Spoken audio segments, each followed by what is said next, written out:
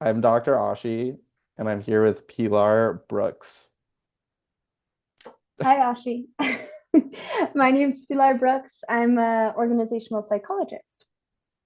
Yeah, and you're also one of my oldest friends. I am I think like on very yeah, I think old. on record you might be my first friend. That's kind of cute. All right, so the reason I wanted to interview you is because you did a really cool study about executive coaching for business leaders.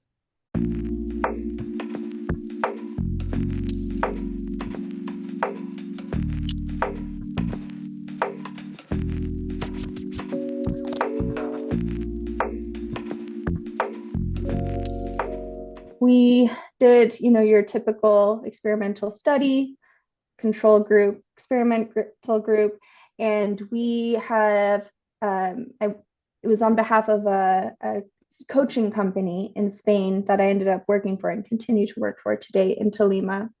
And they developed an executive coaching protocol. And so those in the experimental group went through that over the course of 10 days, and the control group did not. Mhm. And we had to think about 92 managers from Spain participate in Oh, the study. Yeah, it's pretty good sample size, all it's things hefty. considered. Yeah. And the results really indicated that for the experimental group, those who underwent coaching, burnout, all three dimensions decreased significantly Mhm. for them on average. And then for engagement, we saw a significant increase in vigor. And then the interesting thing is, while we expected the control group to remain fairly steady across the entire study, personal and efficacy actually increased for the control group. And I, Inefficacy? inefficacy, Oh, so they yeah. got So not, worse. yeah, they got worse. Yeah, they got Oh, worse. man. And so, what I hypothesize about that is that maybe and there's some argument, empirical research arguing that personal efficacy might not be a dimension, but more a consequence of burnout. And so, in that case, you have burnout symptoms that are compounding over time and going untreated. And so, it's not therefore may be surprising that personal efficacy continued to increase for the people who didn't get executive coaching. Mm. So that was in a nutshell what the study was about. But for me and for the team at Intolima, it really just kind of highlighted what we knew, but now can say with evidence that coaching can make a really big impact on one's mental health and specifically around burnout. What was the actual coaching process? Like what happened? Like the leader got the coaching, what did that look like? So one to individual coaching, and really, I like to think about the coaching program as very values driven. Mm, So you're really working with the coachee to kind of explore what their personal values are. mm, Um, but there's also, and that kind of creates a guide. And I feel like that's the basis for a lot of our coaching procedures at Intolima. But then it also looks at, what are things that are going on in the workplace, things that are coming up for you. How are you feeling emotionally? Emotional intelligence is also a basis for a lot of the kind of questions that we ask in a facilitating way. mm. Um, and then working with the coachee to kind of understand ways forward. So we use, oh, I hate to say this, but something akin to SMART goals. Mhm. Um, and then we utilize other tools throughout the coaching procedure, like 360 feedback. So they're hearing from their colleague, their manager, and somebody, a subordinate. And through the coaching and experience, that those responses are provided to the coachee. The coachee also does their own self reflection, and that really allows them to kind of dig deeper and understand a little bit more of their place as a leader and how they're showing up and being perceived by other people. So it's really just like what I feel about coaching in general. we take time at the gym to work out Mhm. and we see progress over time because we're dedicating that time to working on our physical growth. We don't Mhm. take that time for our mental health. And so with coaching, you're doing that tough self work. You're going to feel exhausted probably afterward, and emotional because you're digging up things that you didn't realize. We use an iceberg, it's pretty typical imagery, right? What's underneath the water that needs Mhm. to kind of come to the surface. Yeah. What did you find for leaders? You had 90 leaders. What was beneath the iceberg that the coaches were able to access? Very individual. I think people they understand what they value. If I asked you what you value right now, what are your top three values in life? Hmm. I don't think a lot of people can say it. Or they'll say something and it'll end up being performative, or it Hmm. doesn't really truly align with themselves. So Hmm. we create processes and tools to realize what they're truly valuing based off of the actions that they take and their emotions over time. So I think they discover their values, they discover more about what's important to them. Sometimes through this protocol, we have managers who leave their work because Oh they're wow. realizing that it's not what's in alignment for them, and they go on to different things. Wow, wow. We don't really tell everyone that, but I mean that is the reality, right? Mm. So I think more clarity, more purpose uh, is really what kind of comes out, but it's very unique for every individual. Yeah, so this is where I think there's a lot of overlap with therapy. I basically know nothing about organizational psychology. I am a clinical psychologist, but so much of what I do with my clients is purpose-driven work. And Mm-hmm. so a big piece of that is looking at your values Mm-hmm. and it's core values. It's not just values at work, like what kind of leader do you want to be? If I had a client who is struggling with burnout or is just a leader in some capacity, what I would be more interested in are more global values they have as a human being rather than in the context of their work. And Mm-hmm. it sounds like for you, even though the coaching was in the context of work, it Mm-hmm. seemed to try to get deeper into the humanity of the actual leaders, not just the context of their job. Absolutely. We don't leave humanity at the door when we enter the workplace. We're still humans. I didn't know that. Yeah. well, it's funny because I think that a lot of people feel that their organizations believe that they don't think Mm. about the fact they're humans. They're just numbers Hmm. or minions, right? And so the more that organizations can realize that human piece and tap into those sort of motivating factors, those values that align with for those people. I mean, good organizations hire people who have the same values as the organization.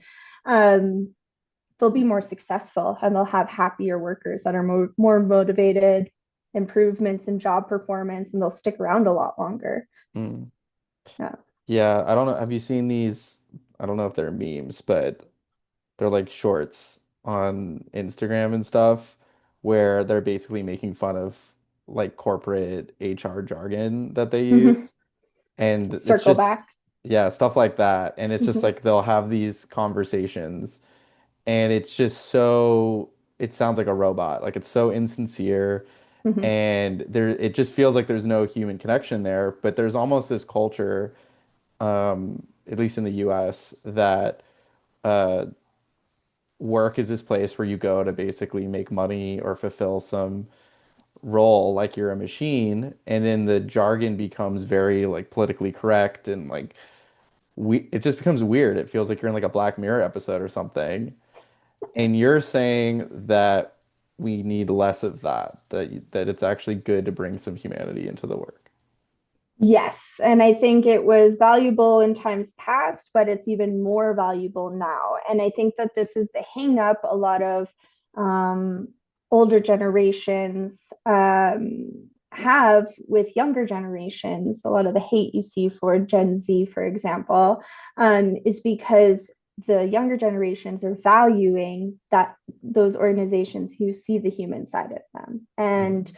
um, it's very unfamiliar for those older generations, for example, our parents, because they were kind of in that more minion-esque mindset.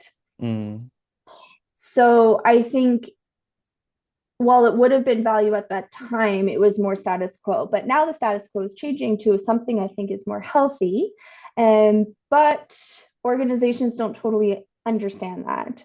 Um, you'll see, I think, more of that human aspect in startups seem mm, to be a little bit more hip with it. Um, Larger corporations, sometimes they're a little performative, but you'll see certain initiatives that are helpful. And, I think the other thing that they're realizing, big organizations, is that it's a really great recruitment tactic as well, mm, because that is what the younger generation, the working generation is looking for, is how can I get work-life balance? How mm, can work be something that I enjoy and it's not just something for money? I think people are trying to find more purpose in what they do, and more mm. meaning in what they do. And maybe I'm optimist. I know I'm optimistic, but that's just who I am. Yeah, I mean, I know I have a client who just got this new job and he went from working just from home and it was all telehealth, like not telehealth, that's what I call it, but just virtual for him. Telework. Telework. And he got this new job where they have like an in-person office where they go, but they also have an area where they can play pool and like Mm-hmm. socialize and actually have human connection. And then they go out for these like team bonding things where they go out and they do like bar crawls and stuff like that. And it's all in the name of trying to bring some level of fun and humanity to work. And he really, really enjoys it. And he also works really hard. Mm-hmm. And it seems Mm-hmm. like that's just not something we see that often in the workplace. We don't. And I think a lot of the time you have, for example, in my line of work, there isn't time.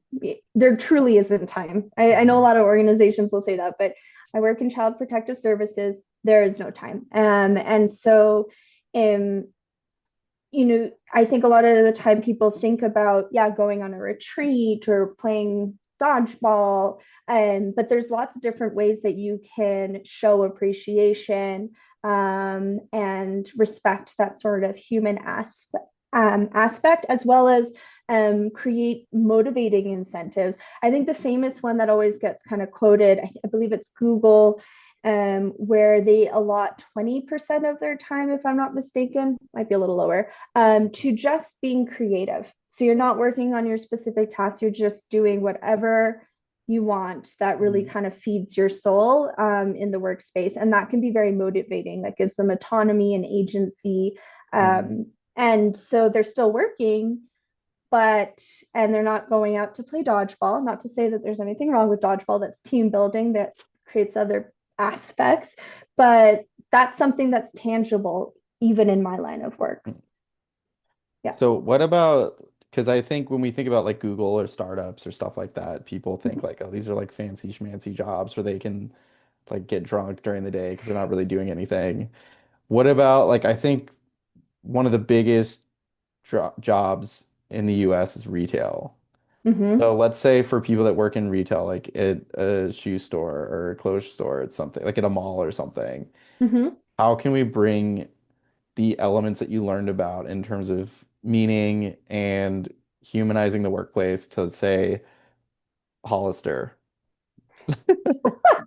Well, there's so many different factors, right? So, Yeah. being respectful of their time, Mhm. not working, not mandated overtime is really important. So just having that respect, for those who are in leadership positions, having that one-on-one. So I talked about in previous work that I really like the idea of leader member exchange theory, where you're really having those more intimate relationships with your subordinate, to give that more of that relational leadership style or aspect. And that makes them feel like they're seen.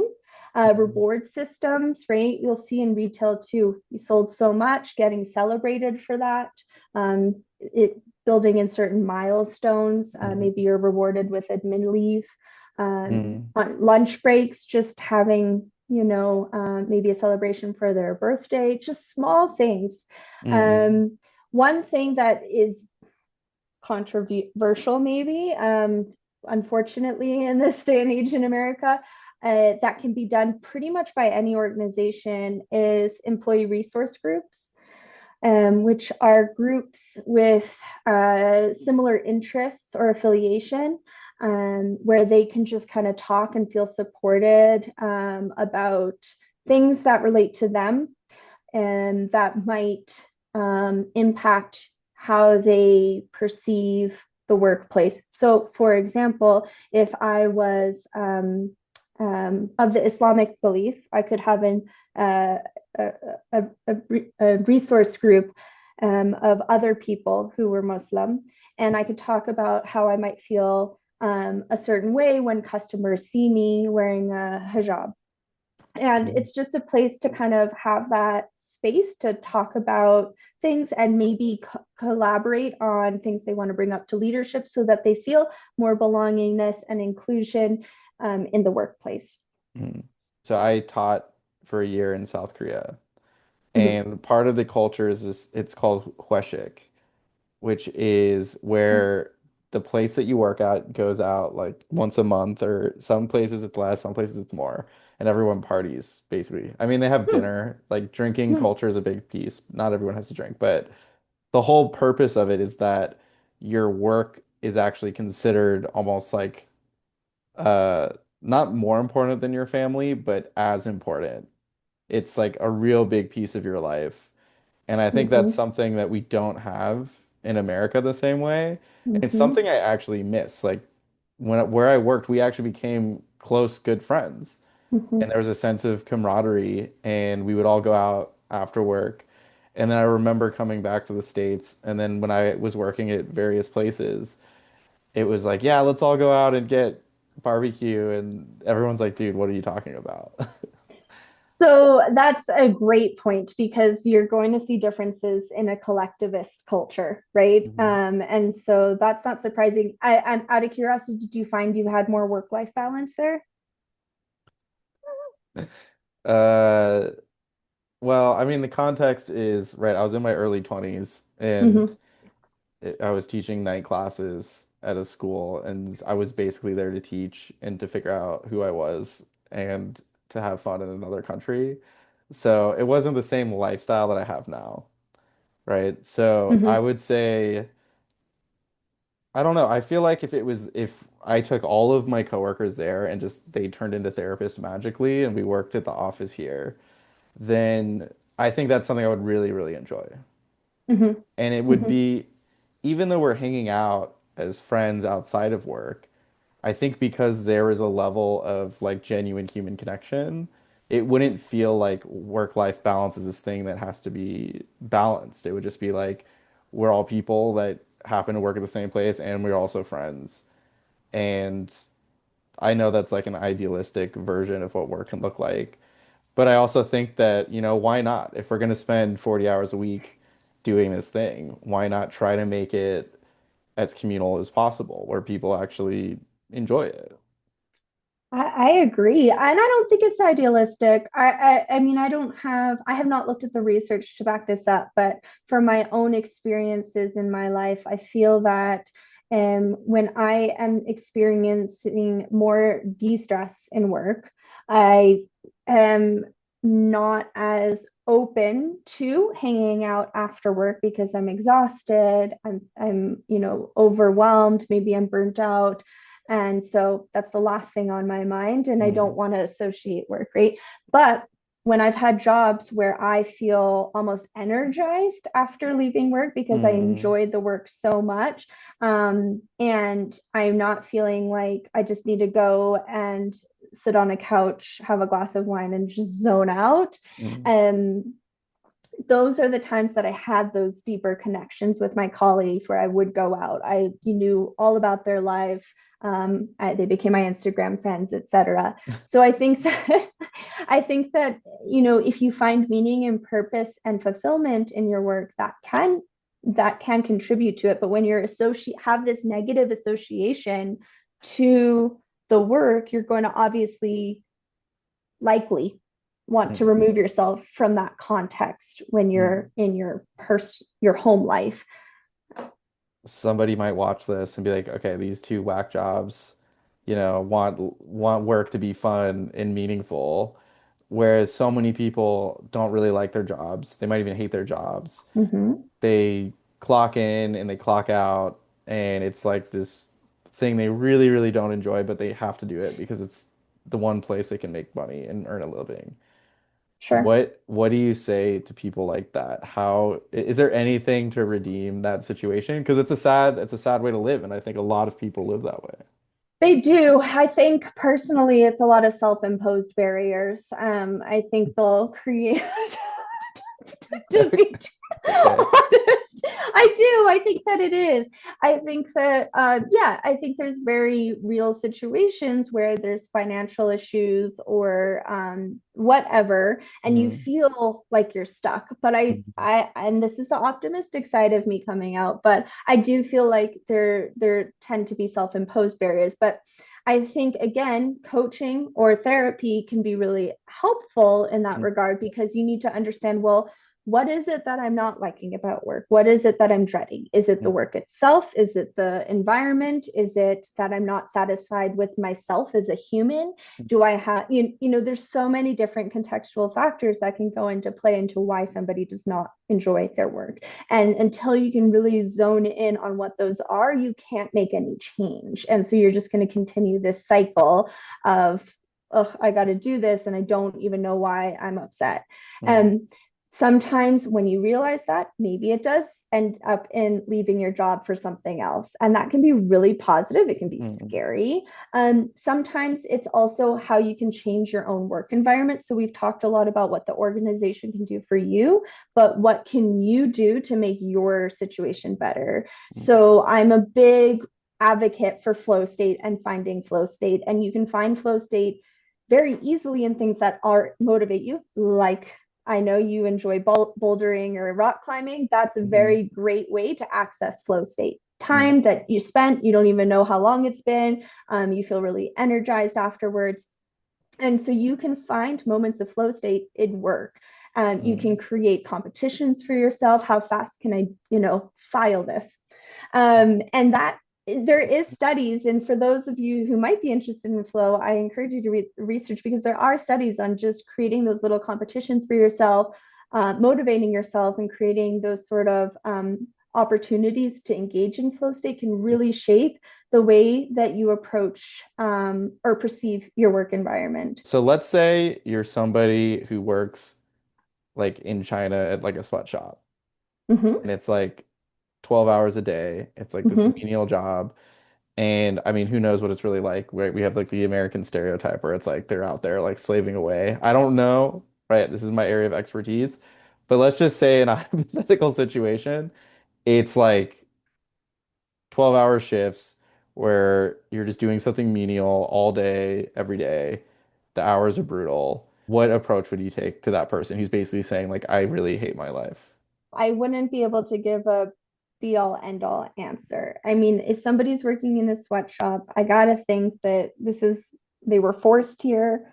Mhm. Their life is on the line. That's a whole different thing. And that's not really somebody who comes into the coaching situation. Yeah. Oof, I don't know if I would try to coach someone out of that. I think there's some additional things that need to happen there. Yeah. It's a tough question. Um, but I will say, okay, um, in context, out of context, the study that or the story that I referenced from Csikszentmihalyi's work is that, oh, what do they call it? Assembly line work. Oh, my Yeah. professors are yelling at me for not remembering where assembly lines came from.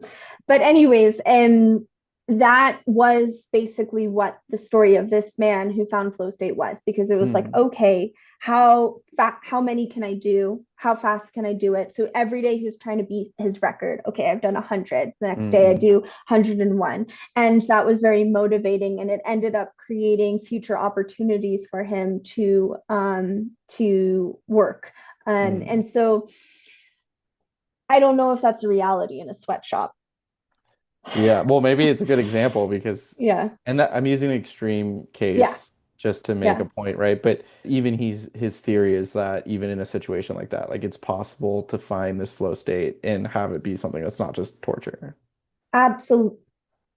Absolutely. You can find flow state. I mean, there's other Mm, things happening there. I mean, you can find flow state, and I don't know that that's going to combat working, 12 plus hours of work doing that task. I don't mm. know that it's been studied in that regard, and I would be hard pressed to say that that's going to be a solution. And I don't think it would be very ethical of a study. Yeah, I mean that's fair. That's fair. Yeah, So yeah. even my hypothetical, it's like, well, we should probably create a society and a working environment and culture where people don't have to work like that. So, Yeah, absolutely. And you still get, I mean, it's not a sweatshop, but you still get organizations who are expecting them to work, around the clock mm, on a dime. And, you know, the more that people start to respect their humanity and respect their sort of boundaries in terms of work, the more that workplace is that the workplace is going to change because mm, organizations that continue to uphold that you're working around the clock, you have to be there, etc., are going to start to fade away because they're not going to be able to hire anymore because no one wants to mm, work for them. For example, in my line of work, we have that sort of culture at certain levels. mm, And so we see incredible rates of turnover, close to mm. 60%. So, yeah. Yeah, it's I guess there's always this question of, some leaders or corporations or whatever it is, their model is going to be for profit and they throw ethics out the window and it's just we're going to do everything we can to make as much profit as possible. And if that means that we just have turnaround constantly, at least we're going to always have people coming in who are looking for jobs and it's enough to Yeah. make the most profit. And you will have that. I have, not to call them out, but I mean, and I can't speak for every version of this organization in different countries, but Deloitte is a prime example of a Mm. lot of around the clock work, very demanding. But I have a lot of friends who worked for Deloitte because they wanted the experience. So they did a year or Mm. two, they got the experience under their belt, and then they went and found a job that provided more work-life balance. Yeah, I think that's part of how the system works too, is that when you're young, you can kind of go and get exploited for a short period of time. And they basically just do that because they know they're going to always have like people in their early 20s or whatever trying to get a job just to get their foot in out the door or something. And that's one model of employment. And then hopefully as you get older, more established, you can work somewhere that's more ethical. Yeah. Another thing that you have talked about in your career is basically changing a system from being based on like presence and hours to Mm-hmm. contribution.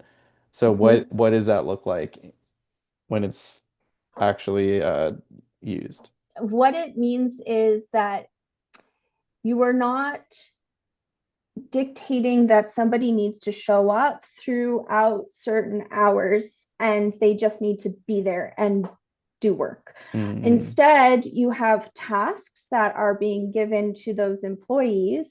And if they complete their task within 4 hours, mm, then that's their work for the day.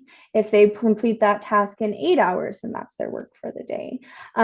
Instead of having them sort of sitting there mm, and getting paid because they're supposed to be there. And so they're not, it's not results based, it's not producing. So I always tell my staff that when they ask for time off, I say, okay, well, are you are where are your tasks at, have you accomplished them, do you have plans to accomplish them, etc. I don't care if you take your you don't have obviously an important presentation or you're not training because they have trainers, um, or you have coverage, etc. But as long as those things are accounted for, then I don't need to tell you you need to be here and that you can't go on vacation or can't go celebrate a holiday or just take a Mm-hmm. day to relax. Mm-hmm. What is who's that benefiting?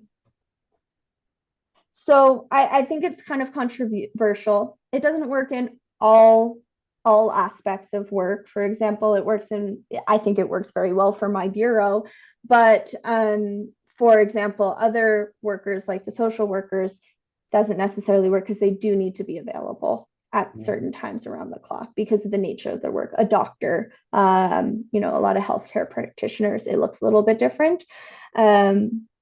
And I think that in doing so, then you're really driving them and motivating them to complete their tasks, take ownership over those tasks, and have more commitment to the agency, rather than, yeah, show up from 8 to 5. That person from 8 to 5 might have never completed a task.